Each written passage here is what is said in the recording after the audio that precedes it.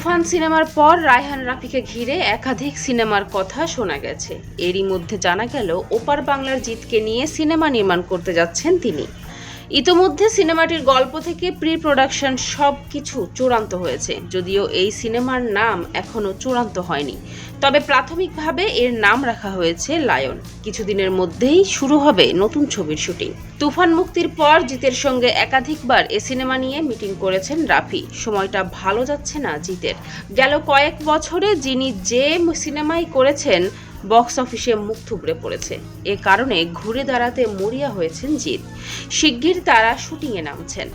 জিতের সঙ্গে এ ছবিতে আফরান নিশোর অভিনয় করার গুঞ্জন উঠলেও জানা গেছে এতে তিনি থাকছেন না। ছবিটিতে নিশোর পরিবর্তে অভিনয় করতে যাচ্ছেন চঞ্চল চৌধুরী। ঢাকার জাজ মাল্টিমিডিয়া ও জিতের প্রযোজনা প্রতিষ্ঠান গ্রাসরুট এন্টারটেইনমেন্ট সিনেমাটি যৌথভাবে প্রযোজনা করতে যাচ্ছে।